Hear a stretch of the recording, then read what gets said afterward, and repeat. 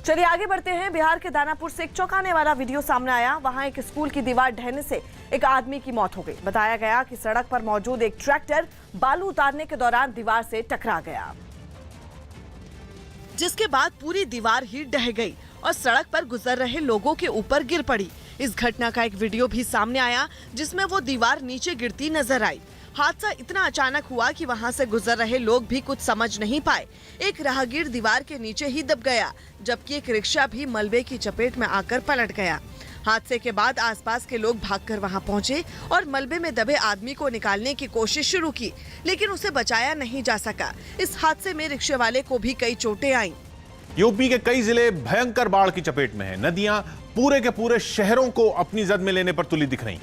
लोग घरों में ही कैद हैं, जिनके पास न पीने का साफ पानी है, न बिजली है और न खाने पीने का सामान बचा है। प्रयागराज में हजारों लोग ऐसे हैं जो कई दिनों से घरों में ही फंसे हैं और पानी के कम होने का इंतजार कर रहे हैं। घरों में फंसे हुए लोगों को निकालने के लिए एनडीआरएफ की कई टीमें लगातार रेस्क्यू ऑपरेशन चला रही हैं। प्रयागराज के कई रिहायशी इलाके ऐसे हैं जहां दूर दूर तक केवल पानी ही पानी दिखाई देता है। घरों की पहली मंजिल पूरी तरह पानी में डूब चुकी है। मजबूर लोग घरों की छतों पर या ऊपर की मंजिल की बालकनी में बैठकर केवल हालात को देख रहे हैं। एनडीआरएफ की टीमें ऐसे इलाकों में घूम रही हैं और फंसे हुए लोगों की तलाश कर रही हैं। जिसको निकलना है निकल जाए, अपना जरूरी सामान छोड़ के आप वहाँ से इशारा करिए, हम वहीं आ जाएंगे आपको लेने के लिए। कई लोग तो ऐसे हैं जो कई दिनों से फंसे हैं, लेकिन अपना आशियाना छोड़ने को तैयार नहीं है। पानी बढ़ेगा, अभी पानी बढ़ेगा, तो अगर निकलना है तो आ जाए। इन इलाकों के लिए मुसीबत केवल पानी नहीं है।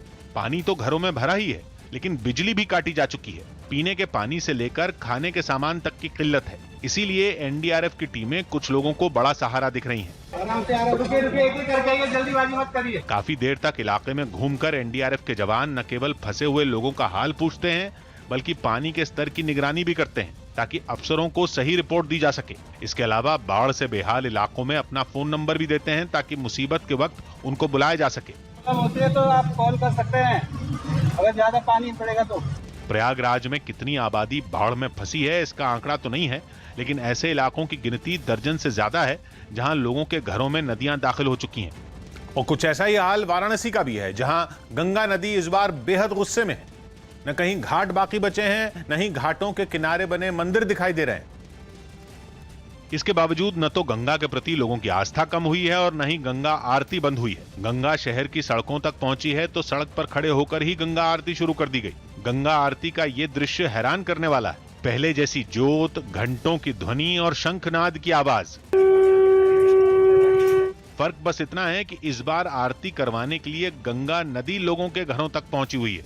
आरती के लिए जो आसन लगाया गया वो भी पानी के बीच ही रखा गया। यूपी के बलिया में भी गंगा नदी गांवों में दाखिल हो चुकी है।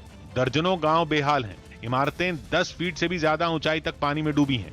नावों के सहारे जिंदगी चल रही है और फंसे हुए लोगों की सारी उम्मीदें एनडीआरएफ की बचाव टीमों पर टिकी हैं। हालांकि सरकारी महकमे नदी को रिहायशी इलाकों तक पहुंचने से रोकने की कोशिश करने में अब भी जुटे हैं, लेकिन अब तक ऐसी कोई कोशिश कामयाब नहीं हो पाई है। यूपी के मिर्जापुर के भी हालात कुछ अलग नहीं है। मिर्जापुर में भी 50 से ज्यादा गांव ऐसे हैं जहां गंगा नदी दाखिल हो चुकी है। सड़क, खेत, मैदान सब कुछ जलमग्न है। दूर दूर तक पानी के अलावा कुछ भी दिखाई नहीं देता।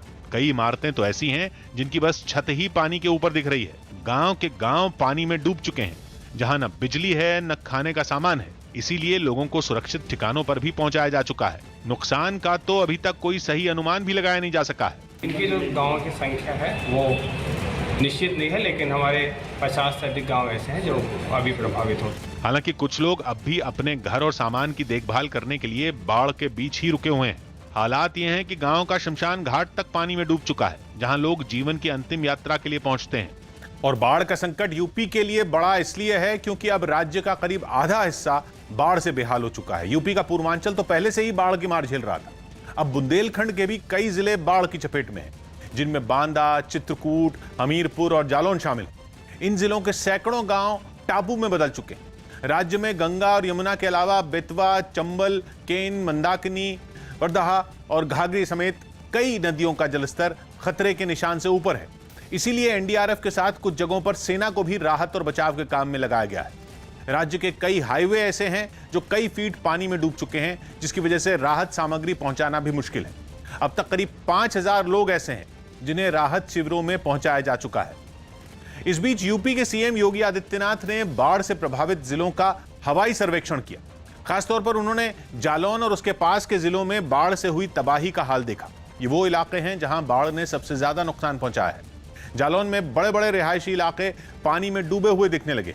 हजारों लोगों की जान बचाने के लिए उन्हें घरों से निकालकर राहत शिविरों तक पहुंचाया जा चुका है। हवाई सर्वेक्षण के बाद योगी आदित्यनाथ बाढ़ राहत शिविर में भी पहुंचे जहां उन्होंने लोगों को राहत सामग्री बांटी। इसके अलावा अफसरों के साथ हुई बैठक में पीड़ित लोगों तक जल्द से जल्द मदद पहुंचाने के निर्देश भी दिए। बिहार के कटिहार से चौंकाने वाली तस्वीरें सामने आई है। वहां हत्या के फरार आरोपियों के घर पर कार्रवाई करने के लिए पुलिस ढोल बजवाते हुए पहुंची। मामला नगर निगम के मेयर की हत्या से जुड़ा है, जिन्हें 2 हफ्ते पहले बदमाशों ने गोली मार दी थी। और इसी मामले में कोर्ट के आदेश के बाद पुलिस फरार चल रहे आरोपियों के घर पर पहुंची, लेकिन कोर्ट में हाजिर होने के आदेश वाले नोटिस को उनके घरों पर चिपकाने के लिए पुलिस ने खूब ढोल बजवाए। जब तक ये कार्रवाई होती रही, वहां ढोल बजने का सिलसिला जारी रहा। इसी तरह की कार्रवाई दूसरे आरोपियों के घरों पर भी की गई। इस हत्याकांड में पुलिस अब तक कई आरोपियों को गिरफ्तार कर चुकी है। मेयर हत्याकांड को लेकर अब तक कटिहार में जो 12 आरोपी है, उनमें से 4 आरोपी अब तक फरार है। इसके साथ ही पुलिस ने फरार चल रहे आरोपियों को जल्द से जल्द सरेंडर करने की चेतावनी भी दी। अगर ये माननीय न्यायालय में सरेंडर नहीं करते हैं तो इसकी चल संपत्ति को हम लोग खुद करेंगे। ढोल की आवाज सुनकर कई लोग अपने घरों से बाहर निकल आए। कुछ तो पुलिस के साथ साथ सभी आरोपियों के घरों तक भी गए। दिल्ली के जंतर मंतर पर भड़काऊ भाषण मामले में गिरफ्तार आरोपियों के समर्थकों ने थाने के बाहर जमकर हंगामा किया। आरोप है कि 2 दिन पहले जंतर मंतर पर हुए एक प्रदर्शन के दौरान कुछ लोगों ने भड़काऊ भाषण दिया था और आपत्तिजनक नारे भी लगाए थे, जिसका वीडियो वायरल होने के बाद पुलिस ने 6 लोगों को गिरफ्तार कर लिया। और इसकी खबर मिलते ही उनके समर्थक थाने के बाहर इकट्ठा हो गए। एक महिला तो विरोध जताने और आरोपियों को फौरन छोड़ने की मांग करते हुए जमीन पर लेट गई, जिसे हटाने में पुलिस के पसीने छूट गए। इसके बाद एक और महिला भी इसी तरह हंगामा करने लगी। उन दोनों को किसी तरह उठाकर पुलिस वाले अपनी गाड़ी तक ले गए। जिन पर नारेबाजी का आरोप है, उनको कनॉट प्लेस थाने में बताया जा रहा है, रखा गया है। इस दौरान पुलिस ने हंगामा कर रहे लोगों को समझाने की पूरी कोशिश की, लेकिन वो लोग नहीं माने। उनमें कुछ लोग तो पुलिस के साथ धक्का मुक्की करते भी दिखाई दिए। बाद में पुलिस ने कुछ लोगों को हिरासत में ले लिया। हमने एक FIR दर्ज किया था 8 तारीख को। उसमें एक पर्टिकुलर संप्रदाय है, उसके खिलाफ कुछ टिप्पणियां कुछ लोगों ने की थी। इस प्रदर्शन की वजह से थोड़ी देर के लिए वहां ट्रैफिक जैम हो गया, जिसे बाद में पुलिस ने खुलवा दिया। उत्तर प्रदेश के बलिया से एक रोंगटे खड़े करने वाला वीडियो सामने आया। वहां चोरी के आरोप में एक लड़के की जमकर पिटाई की गई, जिसके बाद उसकी हालत बिगड़ गई। लड़के के परिवार वालों ने बताया कि गांव के ही एक परिवार ने उस पर चोरी का झूठा आरोप लगाया और फिर बंधक बनाकर उसके साथ मारपीट शुरू कर दी गई। सामने आए वीडियो में उस लड़के के हाथ रस्सी से बंधे दिखे। मारपीट की वजह से उसकी हालत काफी खराब नजर आई, लेकिन इसके बावजूद उन लोगों का दिल नहीं पसीजा। एक आदमी ने तो उसे करंट लगाना शुरू कर दिया। जोरदार झटका लगते ही वो लड़का तड़पने लगा। लड़के के गुहार लगाने के बावजूद वो आदमी उसे बार बार करंट लगाता रहा। वीडियो के सामने आने के बाद पुलिस ने भी एक्शन लिया और 4 आरोपियों के खिलाफ कार्रवाई शुरू करने का दावा किया। पंजीकृत किया गया है और इस संबंध में जो अभियुक्त हैं उनकी गिरफ्तारी है तो दबिश दी जा रही है। मारपीट और बिजली के झटके दिए जाने की वजह से उस लड़के की हालत भी काफी बिगड़ गई, जिसके बाद उसे गंभीर हालत में अस्पताल में भर्ती करवाया गया। सीमा पार के कुछ आतंकी संगठनों ने 15 अगस्त के मौके पर जम्मू कश्मीर में ड्रोन हमले की साजिश रची। न्यूज़ 18 के नीतीश कुमार की रिपोर्ट है कि अलकायदा और लश्कर तैयबा से जुड़ा आतंकी संगठन TRF जम्मू कश्मीर में 2 ड्रोन हमले करने की फिराक में है। खुफिया एजेंसियों को जानकारी मिली कि ये हमले 14 और 15 अगस्त को किए जा सकते हैं। साथ ही ये खुफिया जानकारी भी सामने आई कि हमले के लिए पाकिस्तान के कब्जे वाले कश्मीर के सियालकोट से कुछ ड्रोन भारतीय सीमा में घुस सकते हैं और LOC और अंतर्राष्ट्रीय सीमा के करीब भारतीय सेना के ठिकानों को निशाना बना सकते हैं। बताया गया कि अखनूर और सांबा से भारतीय सीमा में पहले से घुसपैठ कर चुके कुछ आतंकी इन ड्रोन हमलों को अंजाम देने में मदद भी कर सकते हैं। टोक्यो में गोल्ड मेडल जीतने वाले नीरज चोपड़ा अभी सिर्फ खेल पर ध्यान देना चाहते हैं। एथलीट नीरज चोपड़ा ने न्यूज़ 18 को बताया कि उन्होंने अभी शादी के बारे में कुछ नहीं सोचा और वो अभी अपना ध्यान सिर्फ खेल पर लगाना चाहते हैं। शादी के लिए क्या सोच रहे हैं? कुछ नहीं सोच रहा जी, अभी तो अपना गेम के लिए सोच रहे हैं। कांग्रेस नेता अलका लांबा पर सोशल मीडिया पर भद्दी टिप्पणी करने वाले आरोपी को दिल्ली पुलिस ने गिरफ्तार कर लिया। देश के कुछ राज्यों में कोरोना मरीजों में डेल्टा प्लस वेरिएंट मिलने के बीच दिल्ली के 2 अस्पतालों में खोली गई जीनोम सीक्वेंसिंग लैब के नतीजों ने राहत की खबर दी। दिल्ली सरकार ने कोरोना के अलग अलग वेरिएंट का पता लगाने के लिए इन लैब की शुरुआत की थी, जहां कोरोना मरीजों के शरीर से लिए गए सैंपल में 80% से ज्यादा में डेल्टा वेरिएंट ही पाया गया। उस टाइम के जो सैंपल हमारे पास रखे थे उनको भी सीक्वेंसिंग करा के देखा है और उसके बाद वाले भी दोनों में लगभग बराबर 80% डेल्टा वेरिएंट ही आ रहा है। तीसरी लहर के खतरे के बीच डेल्टा प्लस वेरिएंट परेशानी बढ़ा सकता है। ऐसे में ज्यादातर सैंपल में डेल्टा वेरिएंट के मिलने से ये साफ हो गया कि दिल्ली में अभी कोई नए वेरिएंट से पीड़ित मरीज नहीं है। जो डेल्टा प्लस है, जो कि ज़्यादा खतरनाक है और जो इम्यूनिटी को भी ओवरकम करता है, उसका जो दिल्ली में जो एनालिसिस हुआ है वो अभी नहीं मिले हैं। पश्चिम बंगाल की बिधाननगर पुलिस ने एक फर्जी कॉल सेंटर का पर्दाफाश करने का दावा किया। आरोप है कि इन लोगों ने ऑनलाइन मदद देने के नाम पर करोड़ों रुपए की ठगी की। पंजाब के लुधियाना में एक आदमी पर घरेलू विवाद में अपनी पत्नी और सास को गोली मारने का आरोप लगा। इस घटना के बाद से आरोपी फरार है। न्यूजीलैंड के क्रिकेट बोर्ड ने अपने खिलाड़ियों को आईपीएल में खेलने की इजाजत दे दी। छत्तीसगढ़ के बलौदा बाजार में एक चौंकाने वाला वीडियो सामने आया। वीडियो में एक पटवारी सरेआम घूस मांगते पकड़ा गया, जिसके बाद उसे सस्पेंड कर दिया गया। बताया गया कि वहां एक किसान दस्तावेज में नाम बदलवाने पहुंचा था, लेकिन आरोपी पटवारी ने काम करने के बदले 8,000 रुपयों की डिमांड कर दी। पर्ची है तो 8,000 लगेगा। पहले तो वो इधर उधर की बातें करता रहा, लेकिन फिर उसने किसान से खुलकर रिश्वत की मांग कर दी। 8,000 ज्यादा नहीं सर, मैडम 5 ले रही है। यही नहीं, उसने ऊपर के अधिकारियों तक पैसा जाने का भी दावा किया। आपके यहाँ पूरे लोग बहुत लोग करवाए हैं, मैं आपसे गलत नहीं। बताया गया कि काम कराने पहुंचे किसान ने उसे कुछ पैसे भी दिए थे, जो उसके हाथ में नजर आए। इन नोटों को गिनकर उसने अलमारी में रख दिया और काम पूरा होने का भरोसा दिया। तुरंत निकाल दूंगा नोटिस और उसमें 10 काम कर देंगे। वीडियो सामने आने के बाद प्रशासन में हड़कंप मच गया, जिसके बाद आरोपी पटवारी और इलाके की नायब तहसीलदार को सस्पेंड कर दिया गया। लंदन में एक न्यूज चैनल के पुराने मुख्यालय के बाहर हजारों की संख्या में जुटे लोगों ने जमकर हंगामा किया। बताया गया कि वो लोग बच्चों को कोरोना वैक्सीन लगाने का विरोध कर रहे थे। साथ ही वो चैनल की कोरोना पर खराब कवरेज से भी नाराज थे, लेकिन उन्हें यह नहीं मालूम था कि वो चैनल वहां से कुछ वक्त पहले ही दूसरी जगह शिफ्ट हो चुका है, जिसकी इमारत के बाहर वो पहुंच गए, जहां उनकी पुलिस वालों से झड़प हो गई। पुलिस वाले उन्हें अंदर जाने से रोकने की कोशिश करते रहे, लेकिन वो प्रदर्शनकारी बड़ी तादाद में होने का फायदा उठाते हुए उन्हें धकेलते नजर आए। लेकिन पुलिस की टीम उनके सामने कमजोर नहीं पड़ी और वहीं डटी रही। इससे पहले वो लोग उस चैनल के पुराने दफ्तर की तरफ कूच करते दिखे। वो इतनी ज्यादा संख्या में थे कि जितने लोग आगे बढ़ रहे थे उतने ही पीछे से आते दिखे, लेकिन उनमें कोई भी मास्क लगाए दिखाई नहीं दिया। काफी देर तक धक्का मुक्की के बाद पुलिस ने उन प्रदर्शनकारियों को सड़क के एक तरफ बैठा दिया। अमेरिका के एरिजोना से एक रोंगटे खड़े कर देने वाला वीडियो सामने आया। वहां एक कार पानी के तेज बहाव में फंस गई। बताया गया कि वहां पहाड़ी इलाके में हुई भारी बारिश के बाद निचले इलाकों में बाढ़ जैसे हालात बन गए, जिसकी तस्वीरें भी सामने आई। ऐसी ही एक तस्वीर में एक कार पानी के बहाव में फंसी नजर आई। सड़क पर पानी की लहरें इतनी तेज थीं कि कार के बहने का खतरा पैदा हो गया। बाद में बचाव दल के लोग वहां पहुंचे और बहाव में फंसे कार सवार को निकालने का अभियान शुरू किया। इस काम में क्रेन की भी मदद ली गई। जल्द ही वो लोग गाड़ी तक पहुंच गए और उसमें फंसे ड्राइवर को सुरक्षित बाहर निकाल लिया। जम्मू कश्मीर के अनंतनाग में एक दिन पहले हुई बीजेपी नेता गुलाम रसूल डार की हत्या पर लोगों का गुस्सा भड़क गया। आतंकियों की कायराना हरकत के खिलाफ जम्मू में बीजेपी की युवा इकाई भारतीय जनता युवा मोर्चा के कई कार्यकर्ता भी सड़कों पर उतरे और उन्होंने आतंकियों के मददगार पाकिस्तान को इस हमले के लिए जिम्मेदार ठहराते हुए प्रदर्शन किया। बीजेपी नेता की मौत से गुस्साए लोगों ने पाकिस्तान के प्रधानमंत्री इमरान खान का एक पुतला हाथों में लेकर खूब नारेबाजी भी की। कुछ दूरी तक चलने के बाद सभी प्रदर्शनकारियों ने एक जगह रुककर उस पुतले को आग के हवाले कर दिया।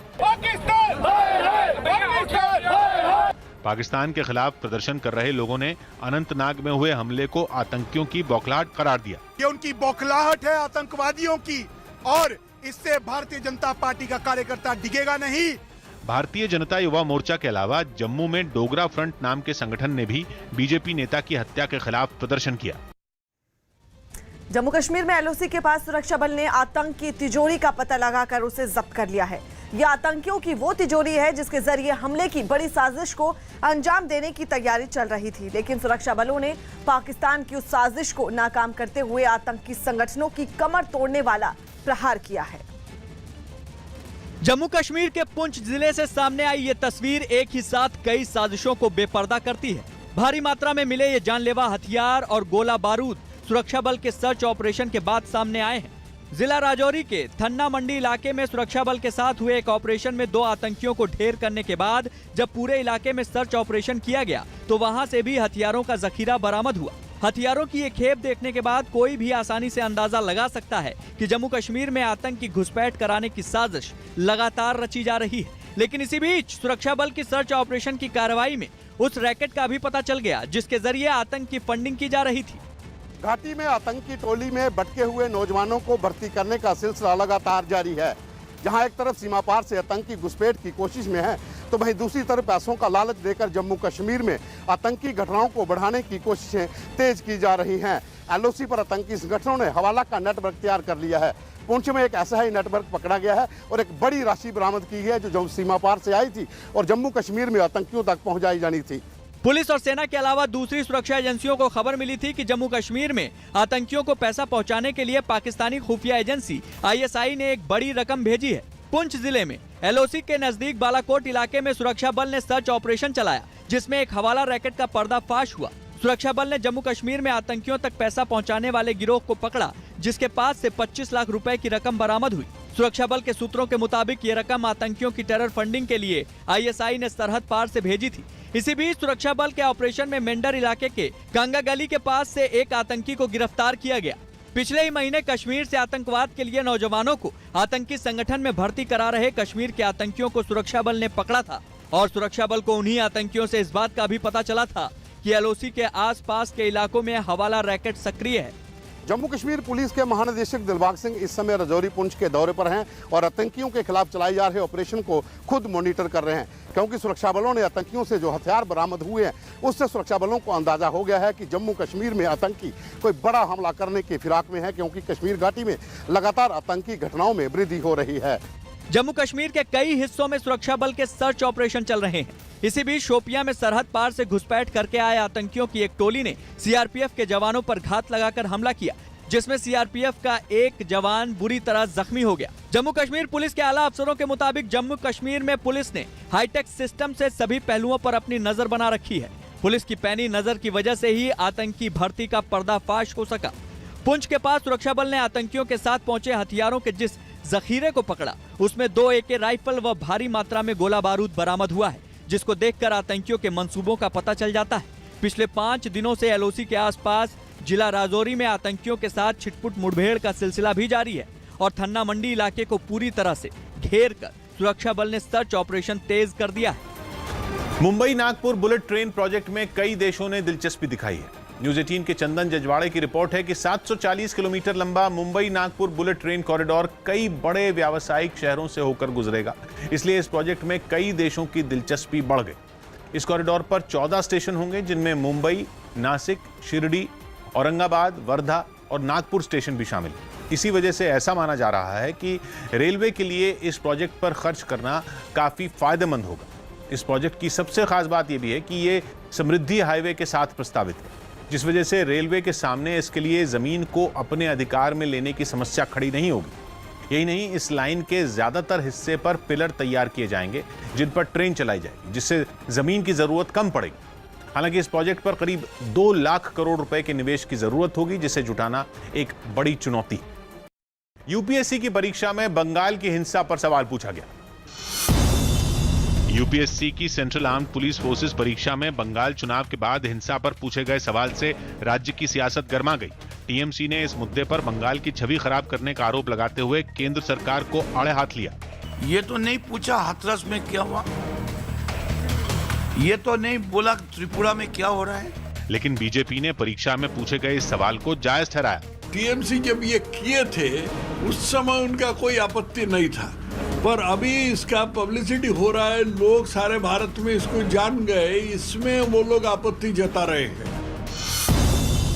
यूपी के जौनपुर में पुलिस ने हत्या के आरोपी 2 बदमाशों को मुठभेड़ में मार गिराया। आरोप है कि इन बदमाशों ने लूट के दौरान एक एटीएम के सुरक्षा कर्मी की गोली मारकर हत्या कर दी थी। उत्तराखंड के देहरादून में 3.8 तीव्रता के भूकंप के झटके महसूस किए गए।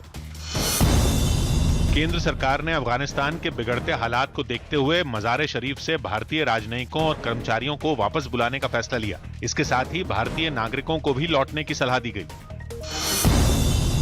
मेजबान बांग्लादेश ने ऑस्ट्रेलिया को 5वें T20 मैच में भी 60 रन से हरा दिया। इसी के साथ उसने ये सीरीज 4-1 से अपने नाम कर ली। इस मुकाबले में बांग्लादेश ने सिर्फ 123 रन का लक्ष्य रखा, लेकिन ऑस्ट्रेलियाई टीम महज 62 रनों पर ही ढेर हो गई।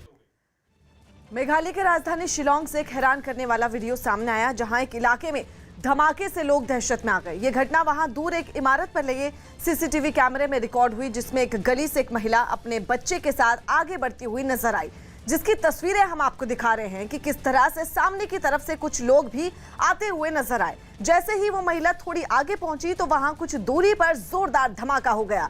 धमाके की आवाज सुनकर वो महिला अपने बच्चे को उठाकर तुरंत वहां से भाग गई। धमाके के बाद वहां कुछ देर के लिए धुएं का गुबार छा गया। घटना के तुरंत बाद पुलिस भी वहां पहुंची और उसने जांच शुरू कर दी।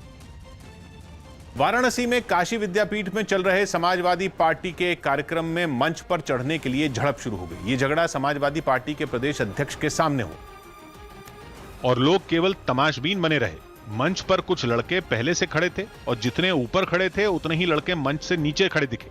नीचे खड़े दिखे लड़के मंच पर पहुंचने के लिए धक्का मुक्की करने लगे। आगे खींचतान चल रही थी और कुर्ता पहने एक लड़का चुपचाप किनारे से मंच पर घुसने की कोशिश करने लगा। अगले ही पल झड़प ऐसी बढ़ी कि उस लड़के को धकेलकर मंच से नीचे फेंक दिया गया। साथ में कमर पर एक मुक्का भी जड़ दिया गया। अभी जंग और बढ़ती, इससे पहले एक लड़के ने आकर मामले को शांत करवा दिया। ये तमाशा तब हुआ जब मंच से लगातार शांत रहने की अपील हो रही थी। नीचे चलिए, बार-बार अनुरोध कर रहा हूं कि आप लोग मंच खाली कर दीजिए। मंच पर बैठे पार्टी के प्रदेश अध्यक्ष तक का नाम लेकर अपील हुई, लेकिन कोई फायदा नहीं हुआ। आदरणीय प्रदेश अध्यक्ष जी का अनुरोध है कि आप लोग सामने आ जाए, मंच खाली कर दे, गैलरी खाली कर दे। मौके पर कुछ पुलिस वाले भी दिखे, लेकिन हालात पर वो काबू नहीं कर पाए। रूस के निजनी नोविग्राद के जंगलों में लगी आग को बुझाने के लिए प्रशासन ने अपनी पूरी ताकत झोंक दी।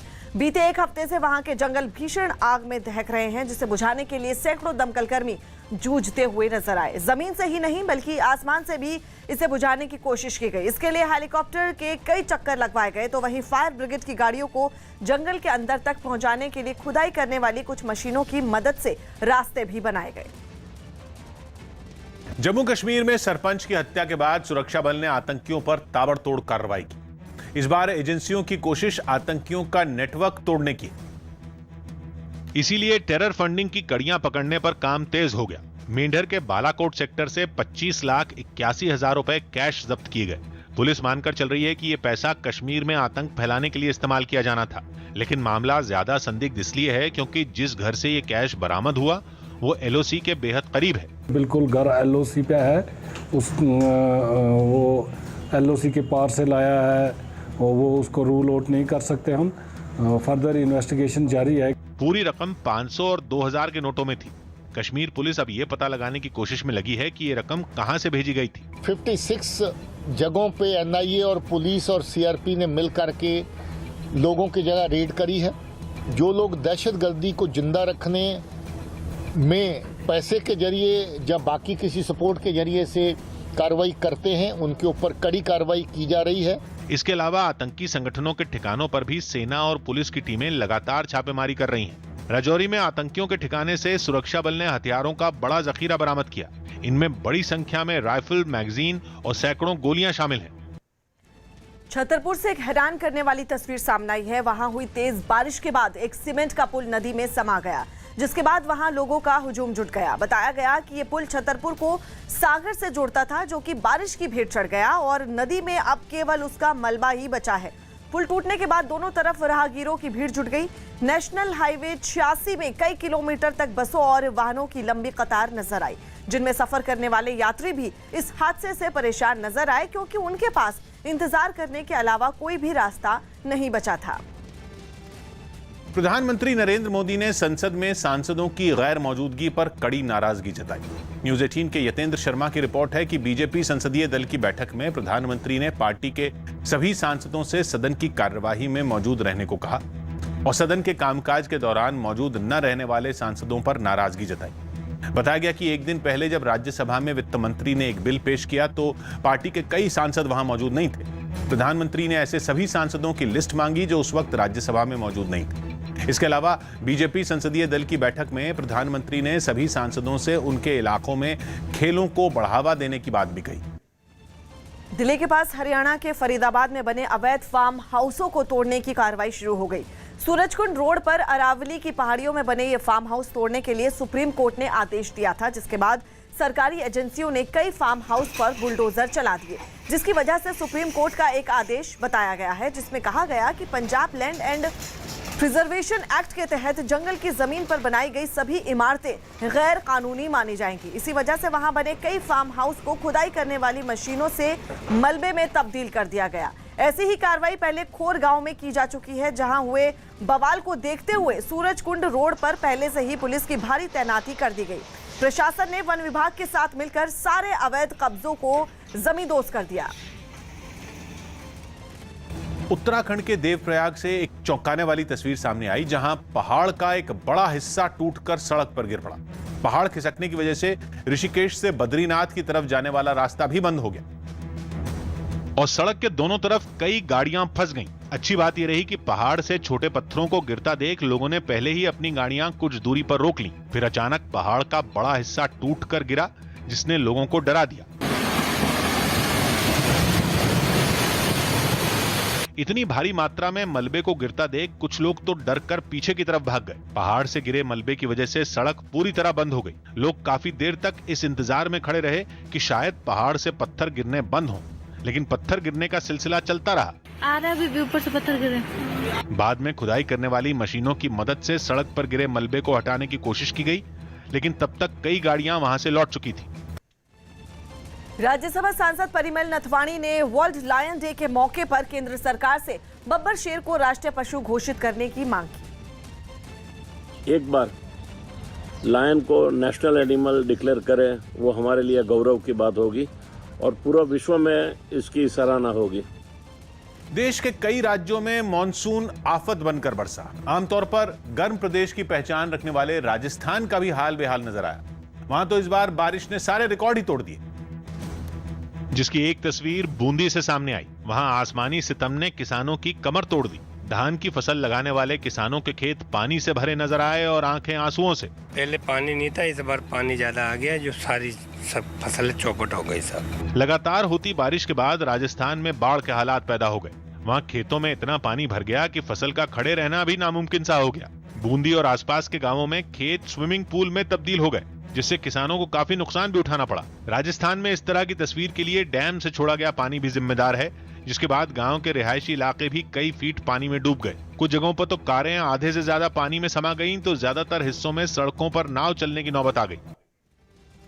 राज्यसभा में मंगलवार को कृषि से जुड़े मुद्दों पर चर्चा के दौरान जमकर हंगामा हुआ, जिस पर कृषि मंत्री नरेंद्र तोमर ने विपक्ष को घेर लिया और उनके व्यवहार को अलोकतांत्रिक बताया। नरेंद्र सिंह तोमर ने दावा किया कि कृषि सुधार कानून में कुछ भी गलत नहीं है और अगर विपक्ष को किसी बात पर ऐतराज है तो वो सुझाव दे।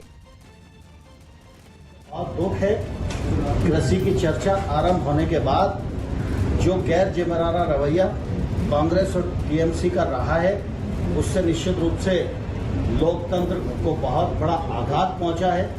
और मैं फिर यह कहना चाहता हूं कि आज विपक्ष के इस कदम से यह एक बार फिर सिद्ध हो गया है कि कृषि सुधार कानूनों में काला कुछ भी नहीं है, विपक्ष के कपड़ों में कालापन दिखाई देता है। पंजाब के जलंधर से डरा देने वाली कुछ तस्वीरें सामने आई। वहां प्लास्टिक के पाइप बनाने वाली एक फैक्ट्री आग की लपटों से ऐसी घिरी कि उसे बुझाने में दमकल कर्मियों की हालत खराब हो गई। बताया गया कि शॉर्ट सर्किट की वजह से यह घटना हुई, जिसने फैक्ट्री के ज्यादातर हिस्से को अपनी जद में लेने में कुछ ही मिनट लगाए। कुछ वक्त ही बीता था कि फैक्ट्री की खिड़कियों से लपटें बाहर निकलने लगी और आग की वजह से उठ रहे काले धुएं को देखकर लोगों में दहशत बढ़ती चली गई, क्योंकि फैक्ट्री से निकल रहे धुएं के गुबार ने जैसे पूरे इलाके पर कब्जा जमाने की ठान ली हो।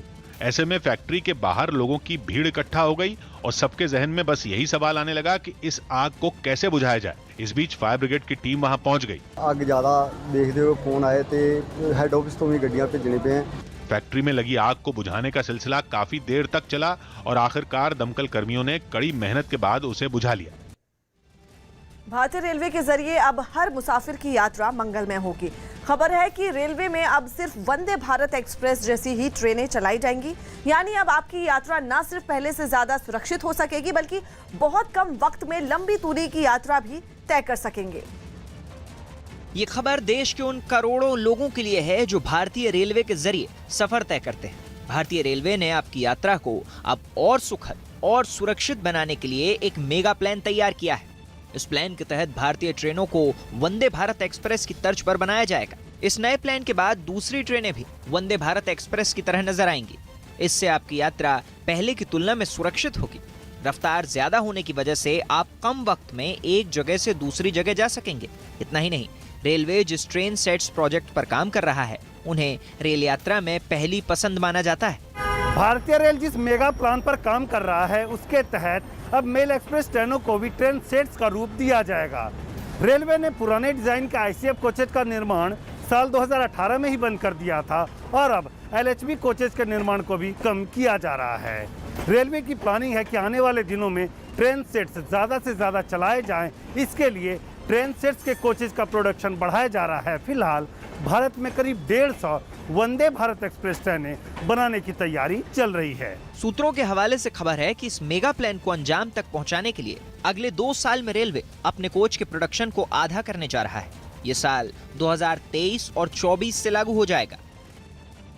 नए प्लान के तहत लंबी दूरी की ट्रेनों में लगने वाले एलएचबी कोच के प्रोडक्शन को करीब 5500 से घटाकर 1700 कर दिया जाएगा। दरअसल रेलवे अब लंबी दूरी के लिए ट्रेन सेट्स चलाने पर विचार कर रहा है और आने वाले वक्त में लंबी दूरी की ट्रेनों में भी वंदे भारत एक्सप्रेस की तरह ट्रेन सेट्स का इस्तेमाल किया जाएगा। अब ये भी समझिए कि आखिर रेलवे एलएचबी कोच क्या होते हैं और इन्हें क्यों हटाया जाएगा। एलएचबी यानी कि link Hopman Bush coach German design के कोच होते हैं। ये कोच ज्यादा सुरक्षित होते हैं, लेकिन इस कोच की तकनीक 20 साल पुरानी हो चुकी है। इसलिए रेलवे ट्रेन सेट्स की तकनीक से इन्हें बदलना चाहता है। इसमें सबसे बड़ा फायदा यह है कि ट्रेन सेट्स जल्दी रफ्तार पकड़ सकते हैं और जल्दी रुक भी सकते हैं। इससे समय की काफी बचत हो सकती है।